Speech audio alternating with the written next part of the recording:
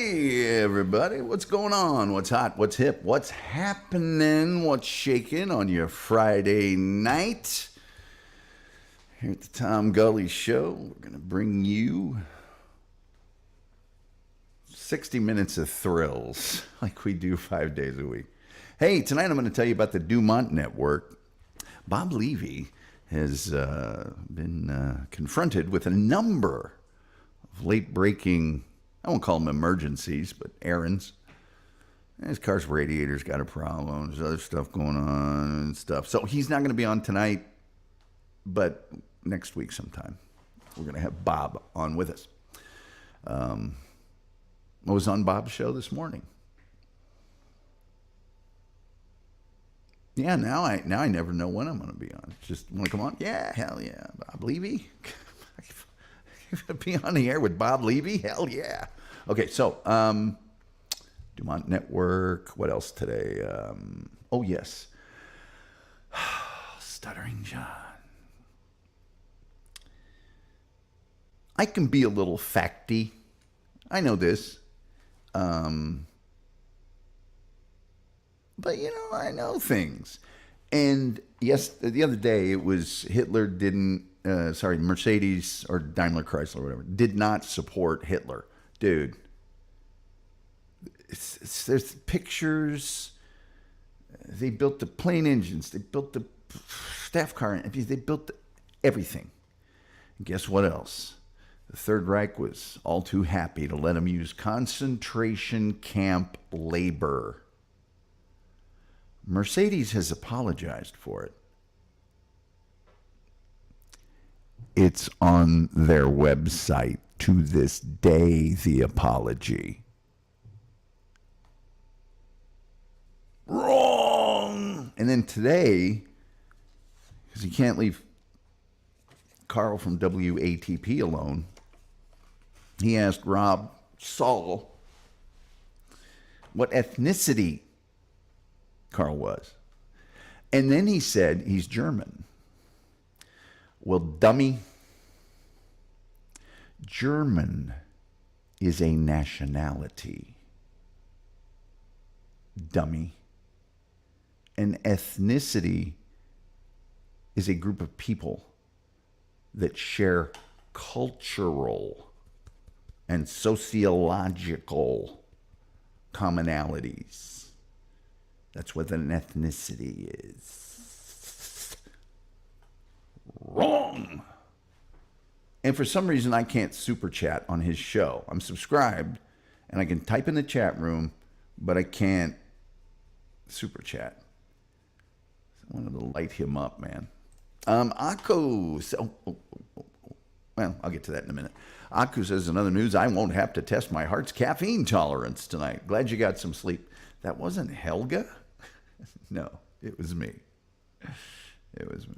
I don't even know who Helga is. I don't think I've ever seen her. Akku says, well, as much as I thought I would. There's an amazing pic of him standing in a six-wheeled car. Yes, Mercedes built the six-wheeled staff cars for the top generals and the people in the German army. Oddly, they don't mention that car. No, they do. There's a whole page about their apology. And I believe it even breaks it down into like the span of years and their involvement and everything. They're,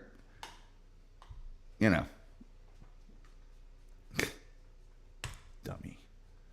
John wrong about something? Yeah. No offense to the Dabbleverse, but there's just a lot of, no, that's not right. It's because that was the news. I know things.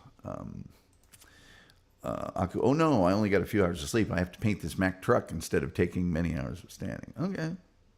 Just as long as you're not caffeinating yourself like crazy, then that's fine. That's fine. But no, they mention everything. They want to be completely transparent. And they are.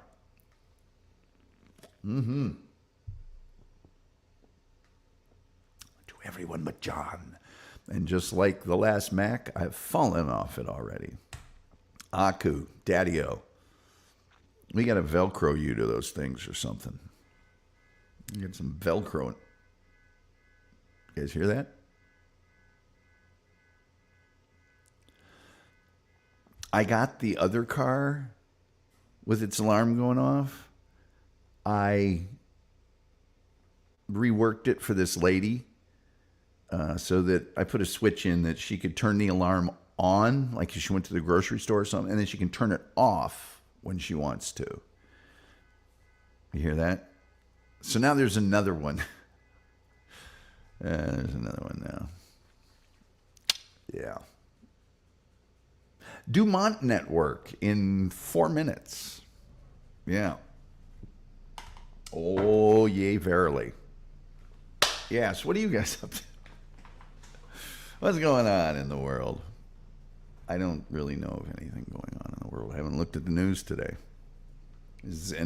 Maybe something exciting happened. I don't know. Aku says last time was a minor injury as it was a concussion. This was a steel bumper edge to the back of my upper thigh. Damn, Aku. It's been a while since we've had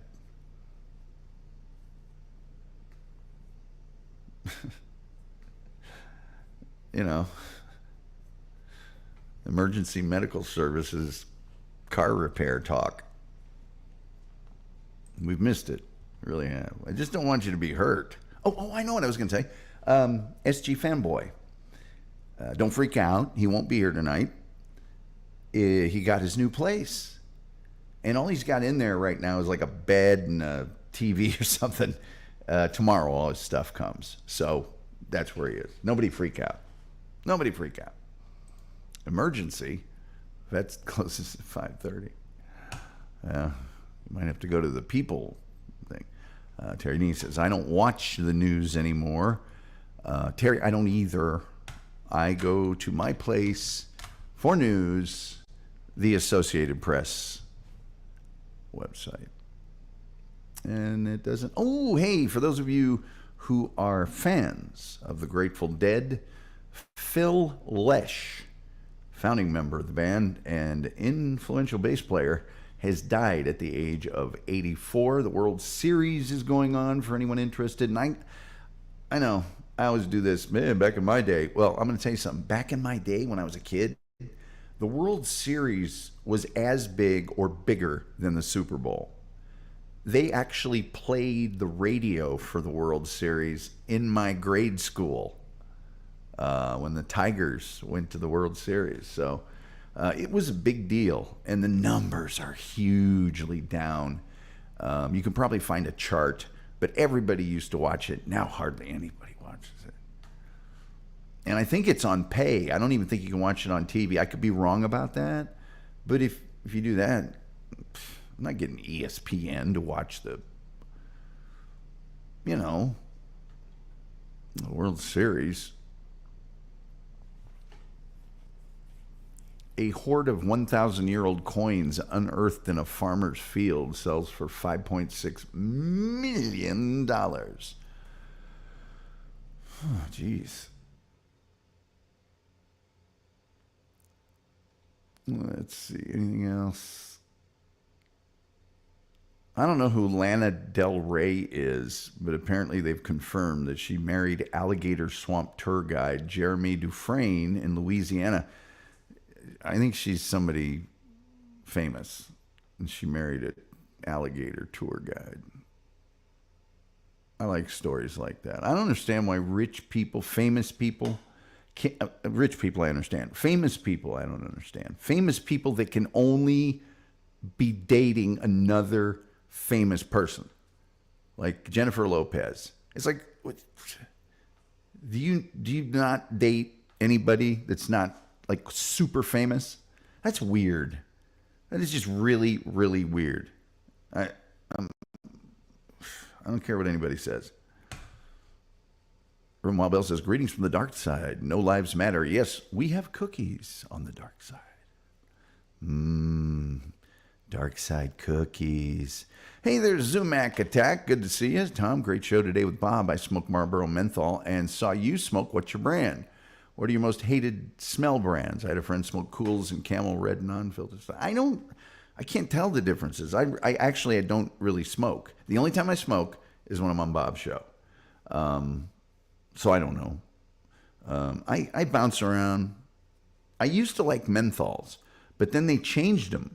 They made them, the government got involved. So now they're not chest blasters anymore, so why smoke them? Right now I have a Lucky Strike Red. Because I got to have some now, because Bob might, 9 in the morning my time, want to be on, and I got to have smokes. Okay. Do you have any old shows, or will you have any that specifically cover the Dabbleverse? DJ, I haven't. Most of my shows kind of, no, I take that back. There is an episode of my show. Well, it kind of dovetails into something that happened today I was going to talk about anyway. There's only one person, one, who has successfully, voluntarily escaped the Dabbleverse. That, of course, is Phil Elmore. And today, my man, Phil Elmore, lit Stuttering John up on Twitter with such... It was like Oscar Wilde, It was a thing of beauty, right? Well, when Vince the lawyer did his thing and said, "Oh, Phil Elmore's threatened to come to my house in New York," and blah, blah, blah, blah, which he didn't do, and started contacting members of his family and stuff, Phil said, "Hey, that's it. I don't want any more." While he was doing this crappy stuff to Phil, I like Phil. I think I can say Phil and I are friends.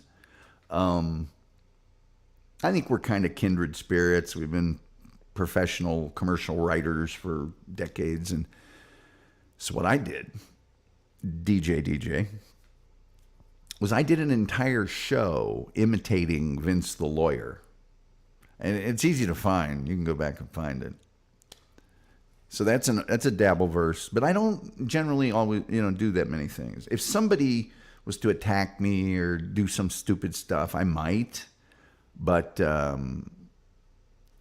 there's so many shows that cover it so well that I feel like, I would just be an echo of more talented, better people. And those shows all have staffs and everything else. Aku says, "I long for the days where a man with 3 clocks behind him and a stack of papers before him simply told me what happened." That's right.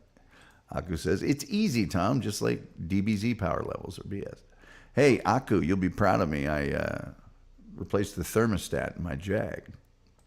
All right. Terry, my roommate first year was a 6'6" hippie deadhead. Me and my best friend must have filled out the form incorrectly. Well... Maybe both of you got exposed to a different side of life,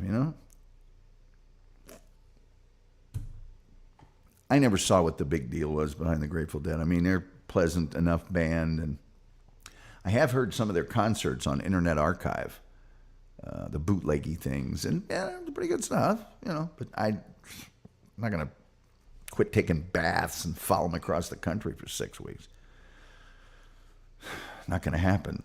Hey, let's get into today's thing. Do you want to get into today's thing? I think I'm going to open my thing. I'm sorry. Whoa. I did that thing where my fingers are one letter over on my keyboard. Okay. There we go. Right there. There's my thing just like I left it. Sorry. This is a fascinating thing. I don't care what anybody says. I'm glad I did it. Reverend's a deadhead. Yeah, I admire all the passion and the devotion. Me personally. Yeah.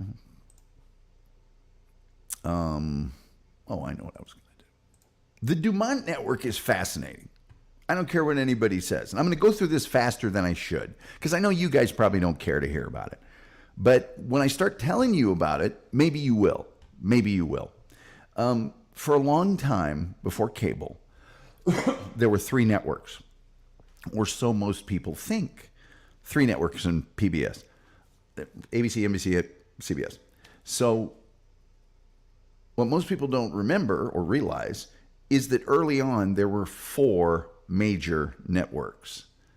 Maybe one of them was a little less major than the others for reasons we'll get into here in a second, but it was a major network. It was a major TV network. It was a player.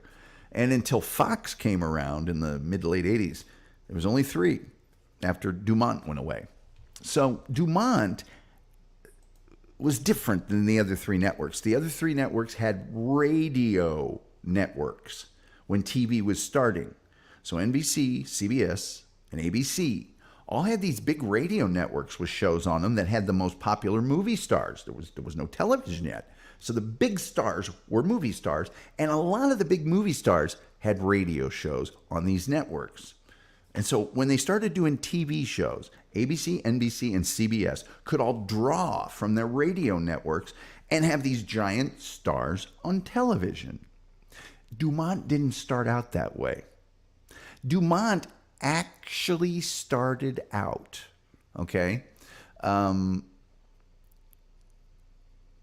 as Albert B. Dumont Laboratories. It was a company founded in 1931. This Alan B. Dumont had $1,000 in a lab in his basement. And in this basement, he and his staff were responsible for a lot, and I'm not talking one or two, a lot of the early technical innovations in making television receivers, making TVs work. The first consumer all-electronic television receiver in 1938. They extended the life of the cathode ray tube. For those of you who don't know, the cathode ray tube was your screen. It looked like a big tube, flat on the front like a screen. Then it went back and tapered, and there was a plug on the end of it.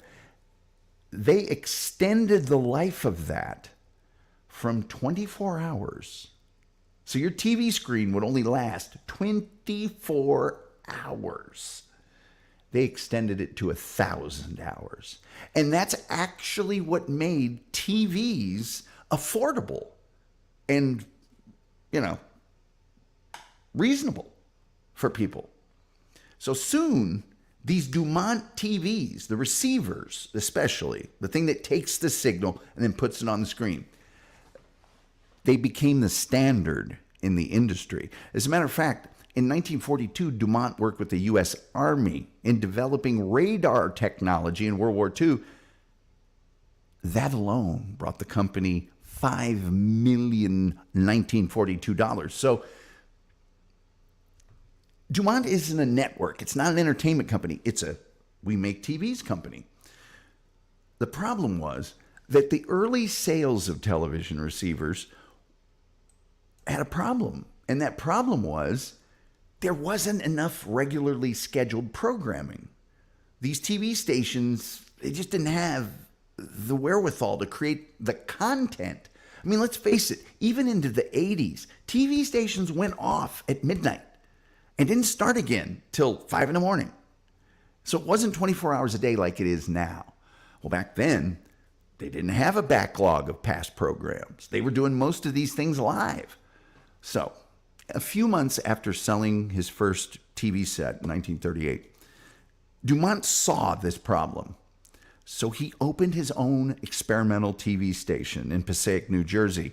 And in 1940, he moved that station to Manhattan. Access to greater talent, et cetera, et cetera. Now, unlike CBS and NBC, who reduced the hours of broadcasting during World War II, Dumont continued full-scale experimental and commercial broadcast throughout the war. Eventually, these experimental stations that he was creating got commercial licenses. So now he's got that station in New York. He had another one, a big one, in Washington, D.C. Okay? So Paramount Pictures saw what he was doing. and they said, we want in. This is going somewhere. Okay. So Paramount, I'm going to put another picture up here in a second when I start talking about the shows and stuff. But, I'll put another Dumont thing up here. Yeah, there's the network logo. Okay. So, Paramount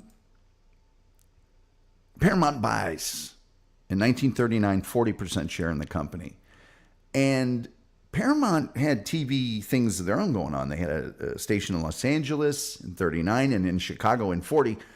So they brought those into the fold. Now, Paramount and Dumont would later turn out to be a really bad idea.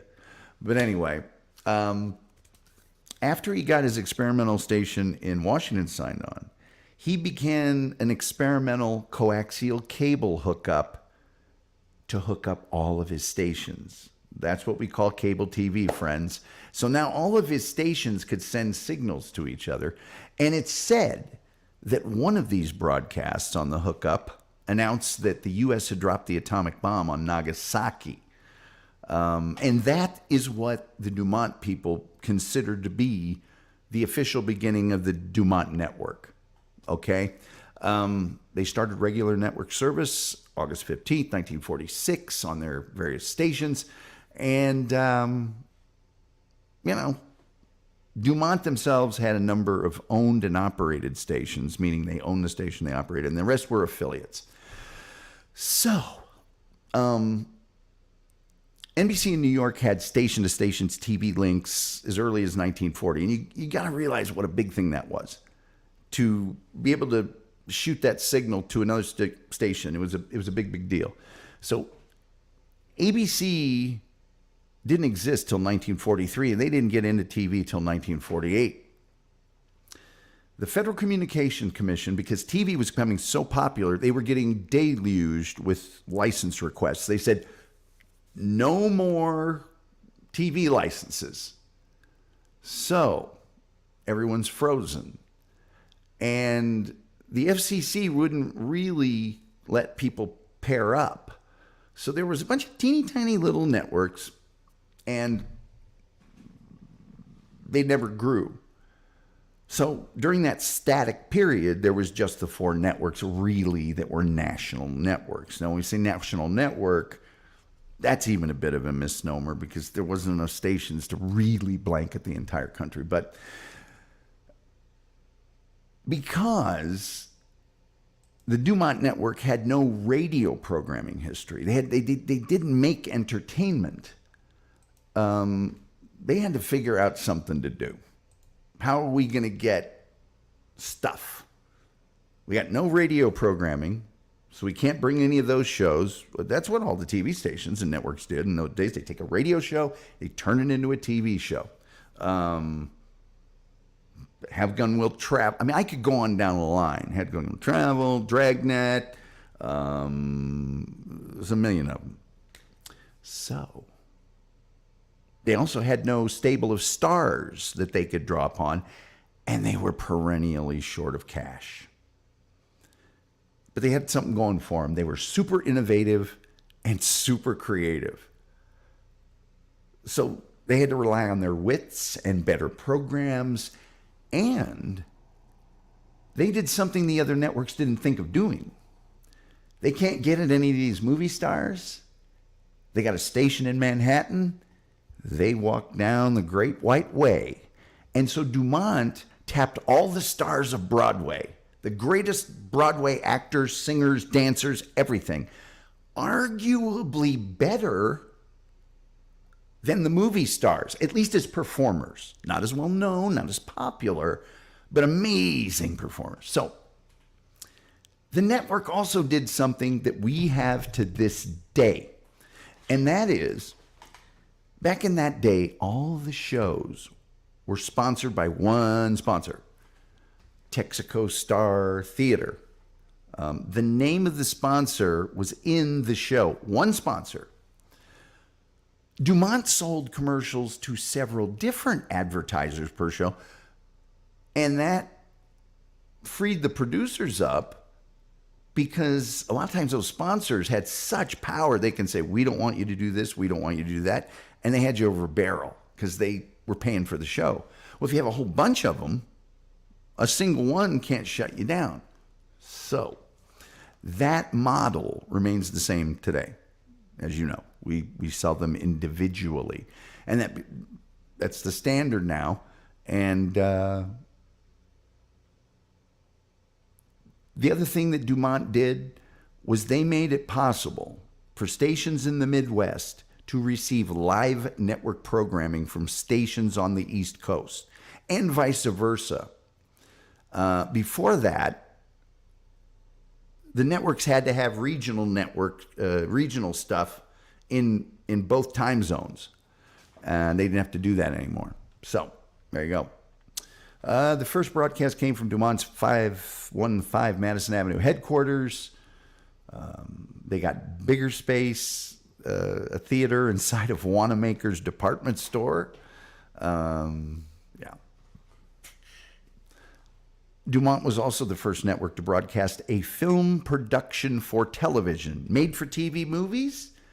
Rumpled Trenchcoat and Columbo and McCloud and those made-for-TV movies. Brian's Song. The Dumont Network was the first TV network to produce film movies for television. Dumont also aired the very first situation comedy called Mary Kay and Johnny, as well as the first network televised soap opera called Faraway Hill. Now, this next show, its name actually lives on to this day. Now, some of you may not know it, but Cavalcade of Stars, that was a variety show. And the variety show had kind of a good host, and that was Jackie Gleason. And the Honeymooners sketches were born on Cavalcade of Stars with Jackie Gleason. Oh, yes. They had a show, which was a religious show, that used to go head-to-head with the most popular show on television, which was Milton Berle and Texaco Star Theater. This show was hosted by Bishop Fulton J. Sheen, and it was a devotional program. It was called Life is Worth Living. And he's going head-to-head with the biggest guy in TV in prime time, a religious show. Anyway, Ted Mack's original Amateur Hour was on Dumont. The Maury Amsterdam Show. You may remember Maury Amsterdam from Dick Van Dyke. Maybe some of you remember this. You can still see it on TV. It was a kids show. Captain Video and his Video Rangers. Hugely popular.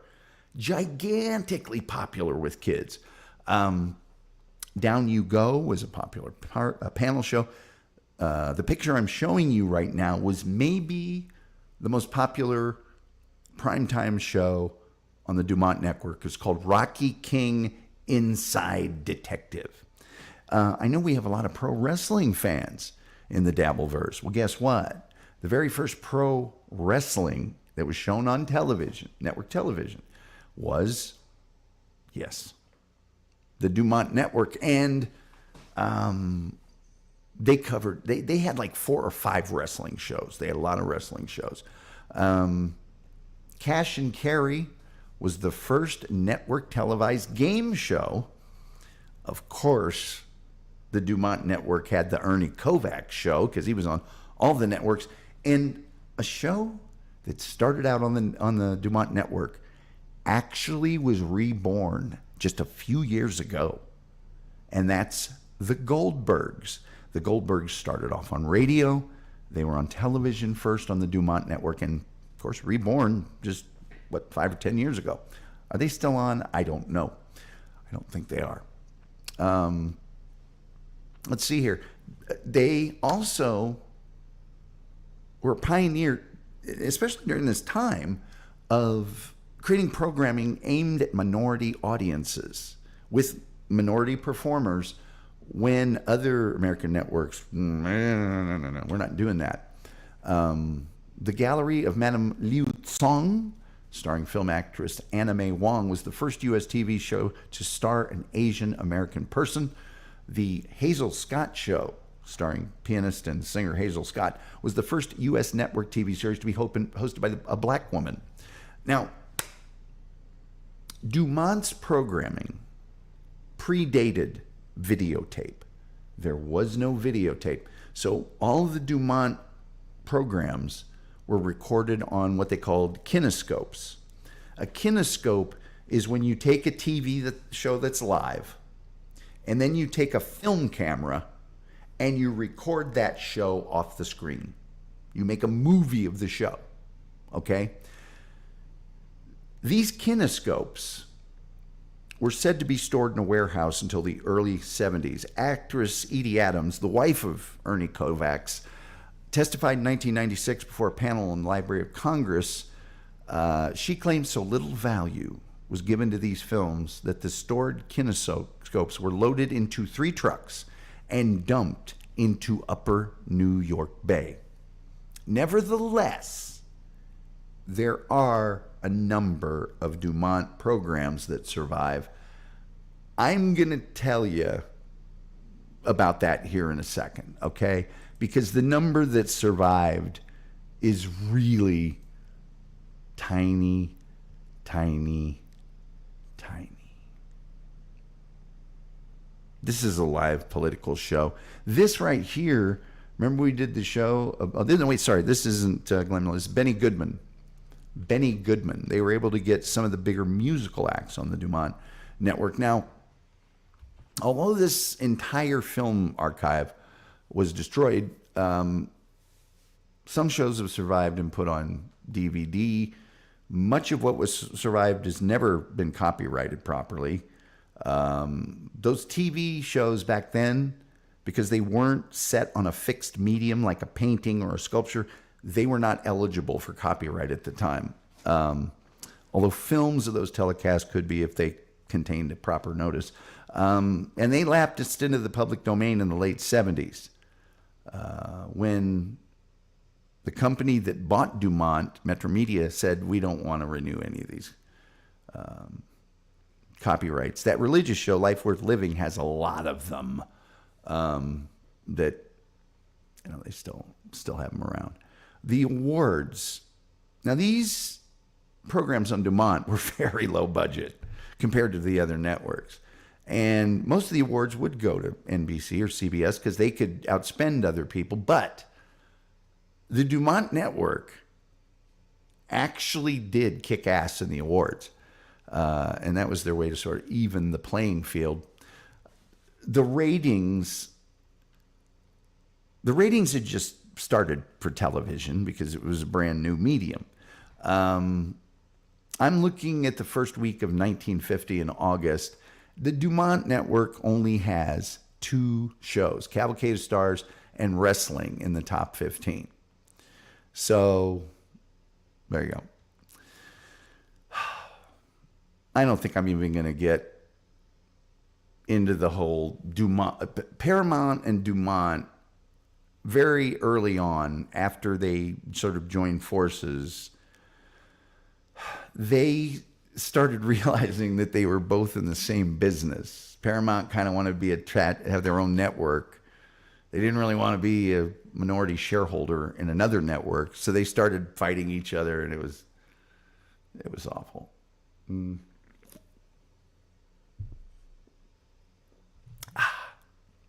Yeah, so while the FCC had this freeze on licenses, 2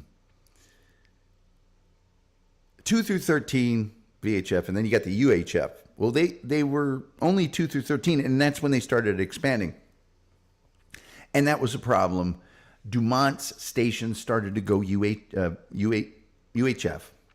And most of the TVs that were sold at the time only had channels 2 through 13. So people just couldn't get it unless they had a newer TV. I won't go through the closing of all their stations. They did have to closed a lot. They basically had to start selling off their better stations. Okay. So by the time they sold off those three big ones, most of their entertainment programs were dropped. By May of that year, only 8 programs were left on the network, with only inexpensive shows and sports, keeping it going.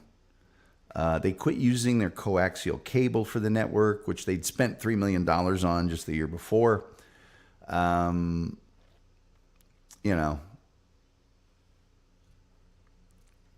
Whatever. In August of 1955, Paramount, with the help of other stockholders, seized full control of Dumont Laboratories. They split the manufacturing and broadcasting operations in August of that year, and the sponsor shows on the network were discontinued. The last non-sports program on Dumont, the game show What's the Story, aired on September 23rd, 1955. A station tried to revive the Dumont brand in 2018. It did not work. Dumont produced more than 20,000 television episodes from 1946 to 1956. Because they predated videotape, which was actually created right as they ended in 1956, they were on these kinescopes, and that whole library of 35 millimeter, 16 millimeter kinescopes went over to the successor network, Metro Media, and they dumped them in New York's East River. Now, all those films that have been submerged for decades have been successfully recovered. There have been no salvage diving efforts to locate or recover the Dumont archive. If it's survived in that environment, most of the films likely have been damaged.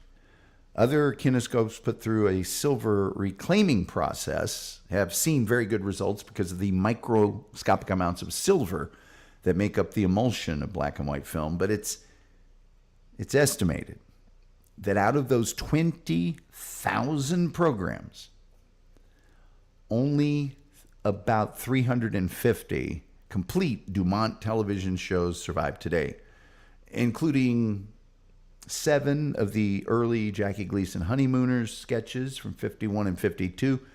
And most of the existing, still left to us 350 episodes, are believed to have come from the personal archives of the Dumont hosts and producers like Jackie Gleason.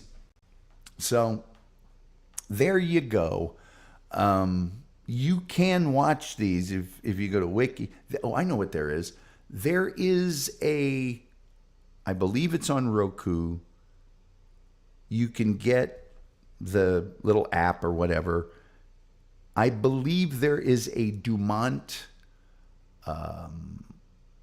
always running TV thing. It's a station like the Johnny Carson channel or all those other channels. And so you can watch Dumont whenever you want. If you want to go check some of that stuff out. I'm vouching heavily for, I know what I was going to do. I'm vouching heavily for the creativity. You know, I mean, these guys really didn't let their sort of lack of a lot of things stop them. And I really admire what they were able to do. I guess I could read some of the shows on the network, but why don't I read to you from the list of surviving broadcasts? And I'll just tell you the ones I'm familiar with. Let's see here. Captain Video, there's 24 episodes still remaining. Cavalcade of Stars has 15 complete episodes. Front Page Detective, 17 episodes. The Goldbergs, 17 restored episodes, and those are all available on DVD. Let's see. Jimmy, Kids at Playhouse. Life is Worth Living. There's quite a few of those. Maury Amsterdam Show, 48 episodes. Bam! The Original Amateur Hour, there we go. Rocky King, Inside Detective, 37 episodes. And the Paley Center has some too. Yeah, it's the same stuff. Everybody's got the same stuff. The Internet Archive has quite a bit of them. So there. That's all I got to tell you tonight about Dumont. I went as fast as I could. Like, share, subscribe, retweet, notification bell.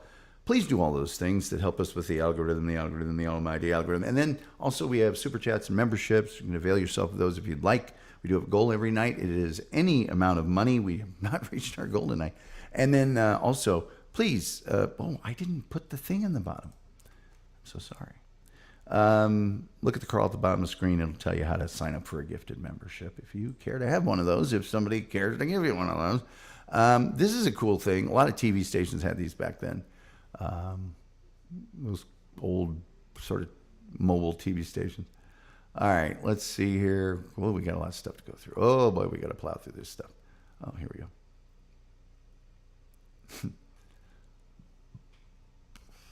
Randy and his crew is cooking up some of that fancy victuals. Yeah, that Randy, he cooks up them fancy victuals. Him and his crew, bunch of chefs. All right. I can just see Randy in there right now. You donkey! Go get out. It's raw. It's raw. Get out. Listen here, you muppet. I have to bow out for a bit. Need my music to get this paint done. Oh, okay. Yeah, all right. I see how you do. No, it's all right. Evening, folks. The legendary Rumpled Trenchcoat has joined us. Rumpled Trenchcoat. You know why I'm thrilled you're here.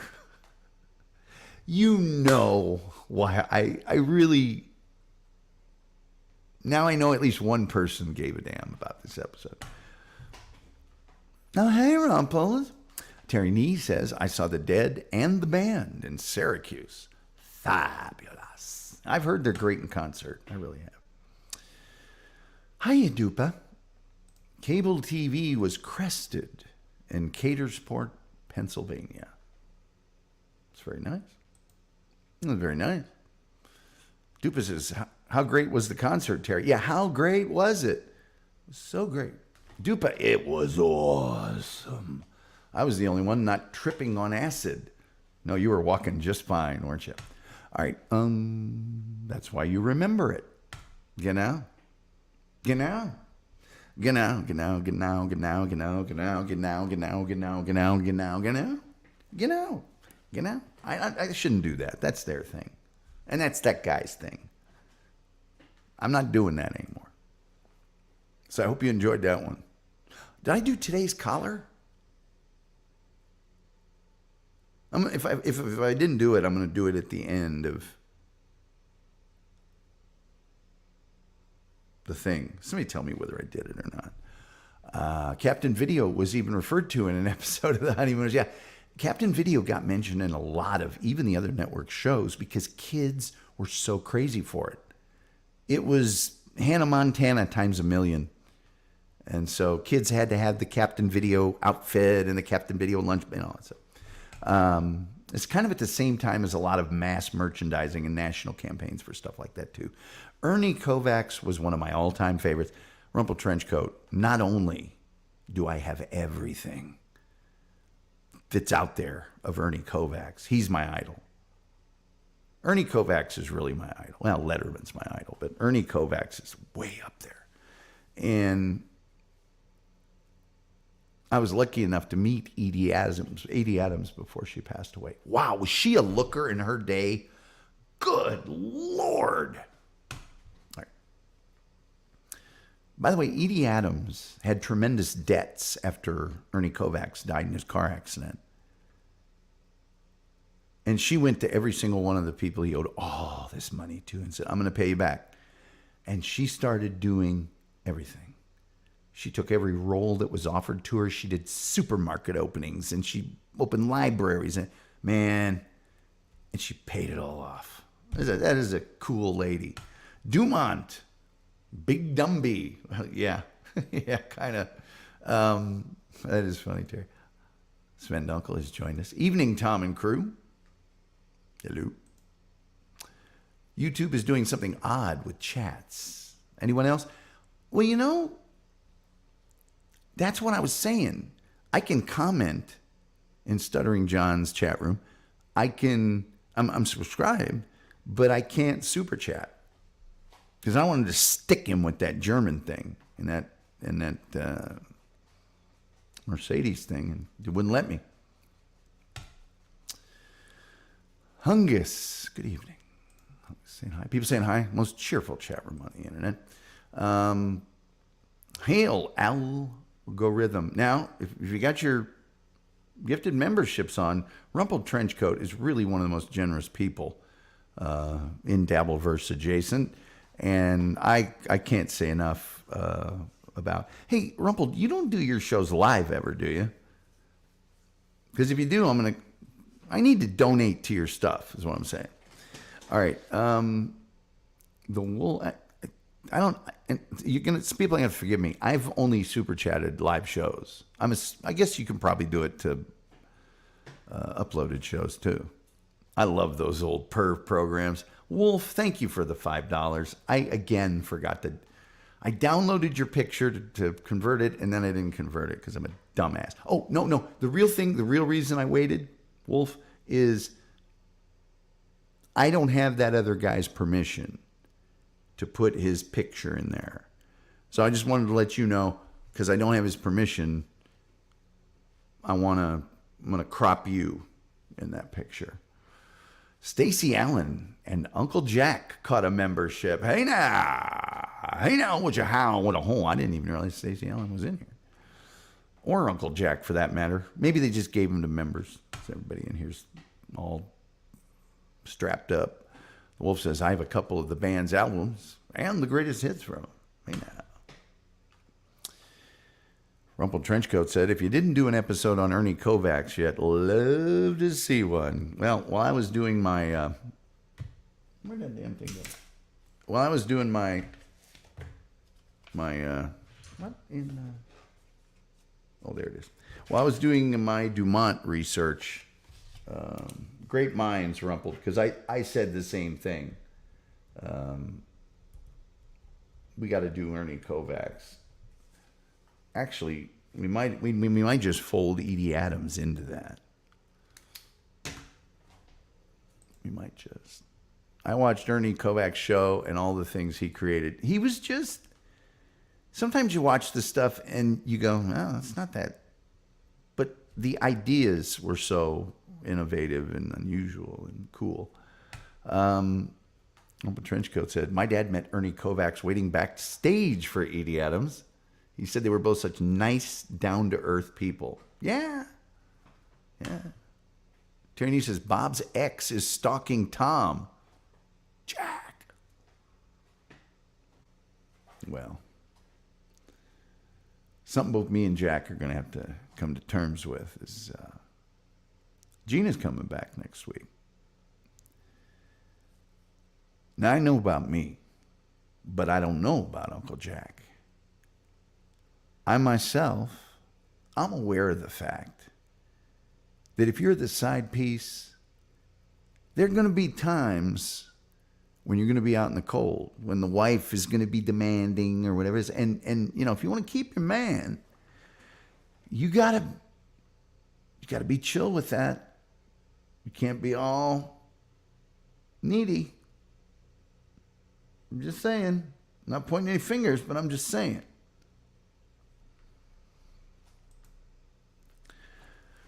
Rumpled Trenchcoat says, I haven't done a live show yet, but I'm contemplating maybe trying to use one as a bonus episode in the future.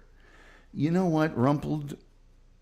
Man, if we could get an audience there, I guess you could promote it on the podcast itself. But, man, I would so love, and I think a lot of other people would love, to be able to ask you questions because you know everything, you know? There's just lots of questions.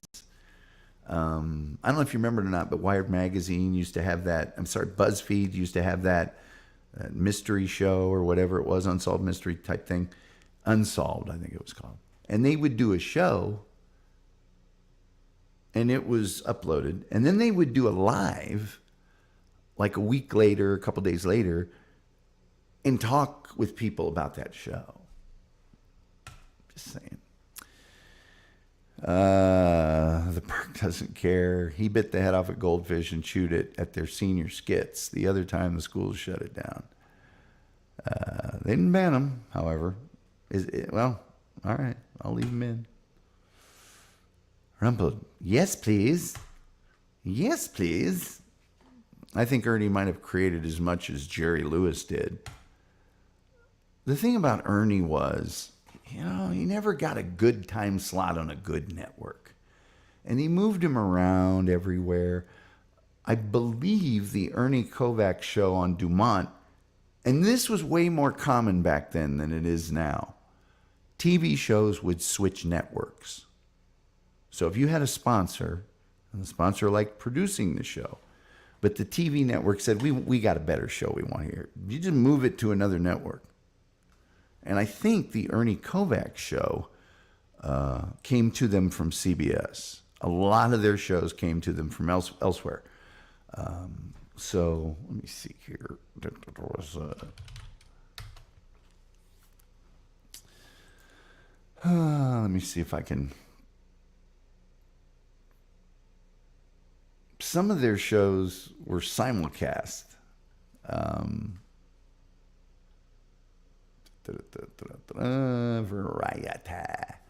Variety. Respect my variety. Yeah, that came from CBS. Oh, brother.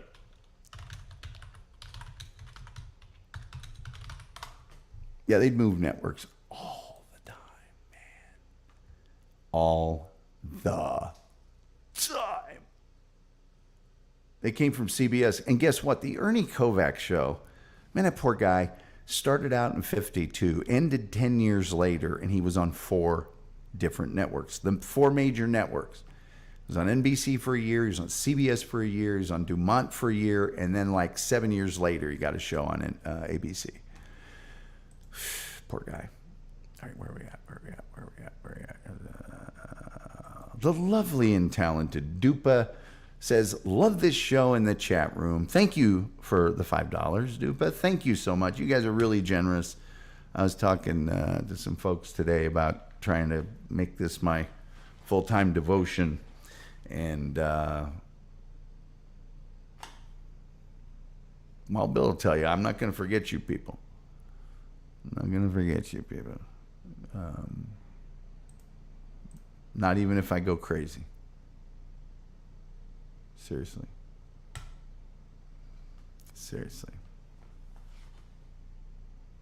So last night, maybe it was the night before, on Rob Saul's show, he had that Mr. Kill Everything guy on. And starts yelling at him, calling him the R word. Because Mr. Kill Everything said people that appear on talk shows get paid. Rob was insistent. They do not get paid. You don't have to have worked at a major cable network and in broadcasting like I have to know this. They would talk about it on the old Tonight Show all the time.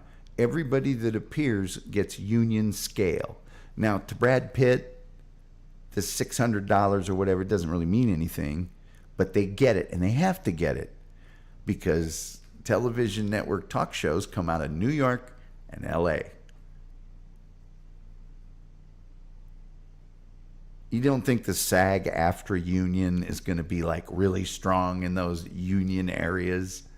Come on. Come on.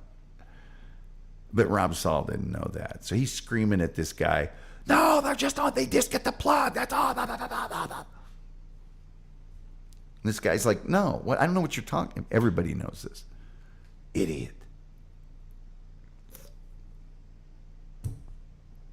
Idiot. Wolf says, Ernie was just too perv to ever forget. And, of course, Soupy Sales. Yeah, Soupy Sales was great. Ha, another killer SG picture. God, what a... Many times, folks didn't even get credit for appearing in things. Yeah.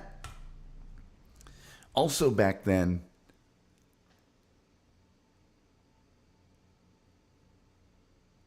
in these towns and places, instead of extras, they would just use the office staff. And if they had to have a scene that was in an office, they just would go into their office. Right there in the place. But yeah, a lot of times people didn't credit for anything.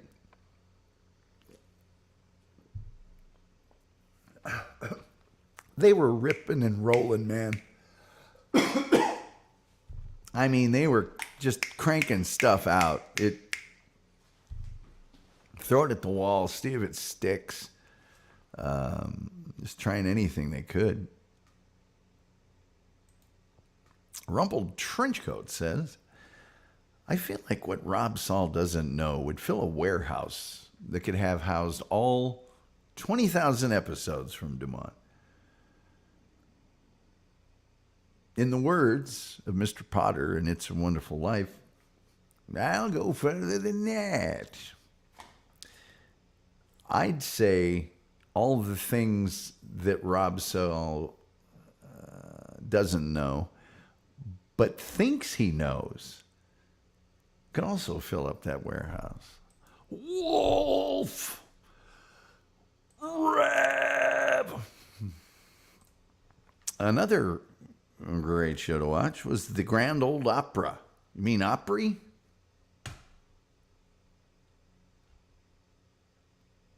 Do you know how many people I've had to tell? This is back in the day, because I think they might have moved it, but I don't know. The Grand Ole Opry is a show. Okay? It's a show. It's a radio broadcast, right? But it's a show. Not a place.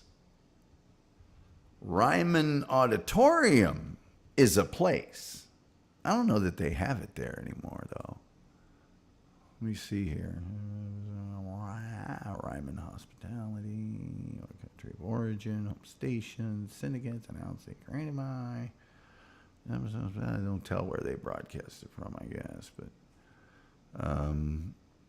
beginnings, Ryman Auditorium, home of the Grand Ole Opry from 1943 to 1974, and seasonally since 1999. So maybe they still do host them there.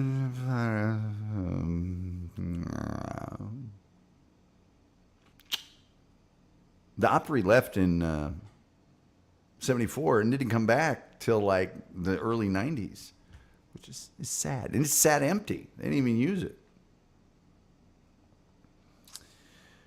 We're going to need a bigger warehouse. What's wrong, Chief? You're going to need a bigger warehouse. Wait. Let's see if I can. Does he have this cigarette dang? I don't remember if he has a cigarette dang.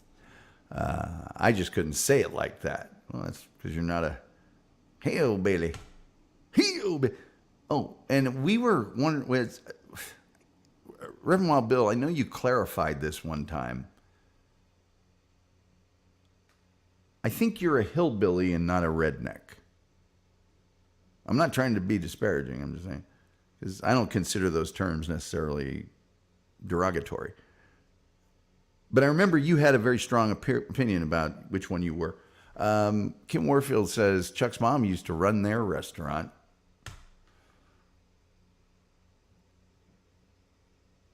And then Chuck got into the restaurant business. Now he's a house mother. That's it. Reverend Wild Bill says he's a hillbilly. And I figured that's what it was because of the Appalachia thing. Ain't no redneck. Kim Warfield. He's Indian. Well, he's that too. He had a Cherokee barber shop, for crying out loud. Oh, for the love of Mike.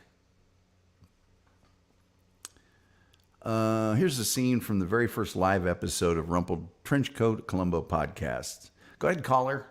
Long time, first time. Do you know anything about the rumors that Universal is going to start a reboot of Columbo that they're calling Galumbo? Just asking for a friend. Remwabel says, but then there's different kinds of rednecks, too. Oh, yeah. Oh, yeah. There's a coon-ass redneck. There's you got your coon-ass. You got your trailer park, right? You got your international harvester driving. Anyway,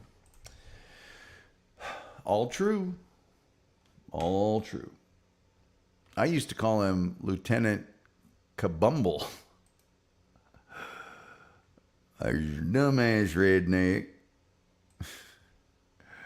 Look for Columbo every third Saturday night, right after McKinley. Rev. I'll do Columbo.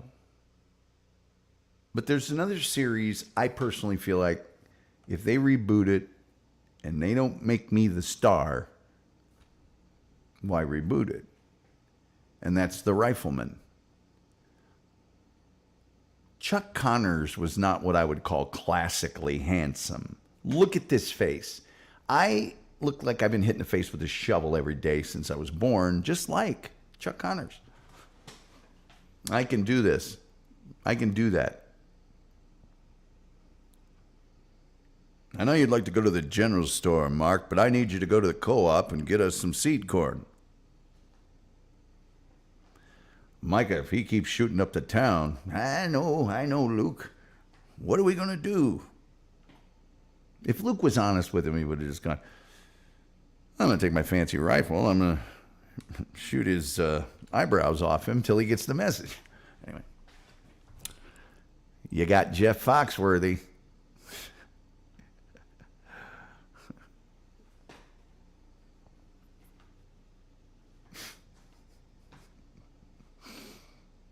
You may be a redneck. People saying hi. The Wolf says on Tubi. What, Columbo? Free with ads? Tom's mother had to tie a pork chop around his neck so the puppy would play with him.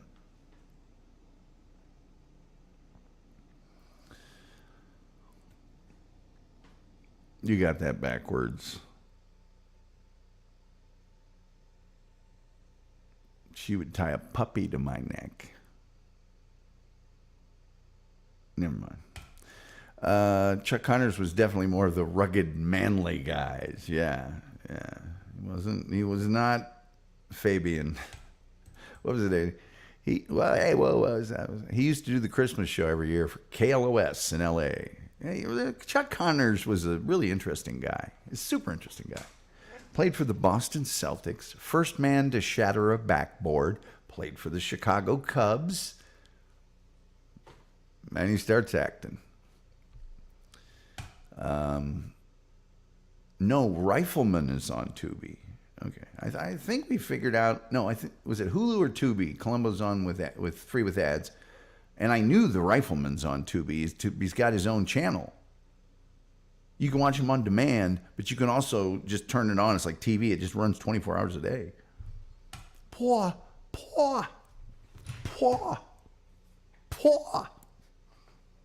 There's no W in paw. Paw.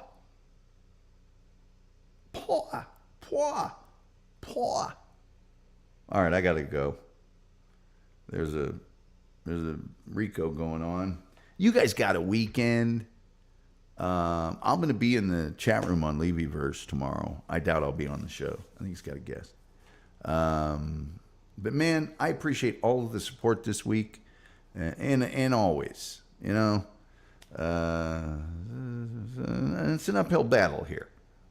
You know, kind of like to think of myself as the Ernie Kovacs of Dabbleverse adjacent, and we're just gonna keep plugging away. Okay. Let's see. What do we got Monday night? What did I tell you we were doing Monday night? I got a couple choices. I've got cosplay. I really want to do a cosplay show. And then bearded or hey, we're not doing that. No. The bearded, no. And then Ernie Kovacs. I tell you what, Rumpled, if you're still in the room, you tell me which night you want Ernie. And I'll do it on that night.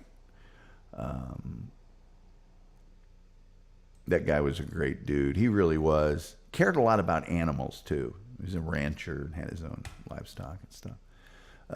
Getting close to the famous turkey drop.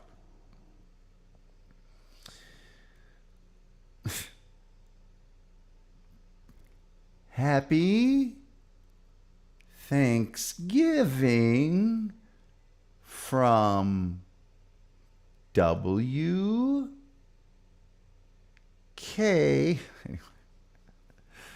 They're hitting the ground like bags of wet cement. It's pretty funny. It's pretty funny. You know, I'm gonna write that down, and we're gonna do that near Thanksgiving. We're gonna do a show about that episode, because that episode is actually, I mean, we all remember the last line, and it's a great episode. We all love it every Thanksgiving, blah, blah, blah. That show saved the life. That episode saved the life of WKRP in Cincinnati. They had done nothing. They were going to go out the door, and they finally moved them into a spot where everybody saw that episode. And that's how it took off. Okay. The Wolf says, I listened to him broadcast the turkey drop on a construction job. Oh, dear. Hey, man. Again, you guys, seriously, can't tell you how much I appreciate you guys being here. You make my day every day. So, with all that in mind, that old clock on the wall says, like the Reverend Al Green, I got to get on up out of here. Now, you don't have to go home, but you can't stay here. And so, till next time, we'll see you next time.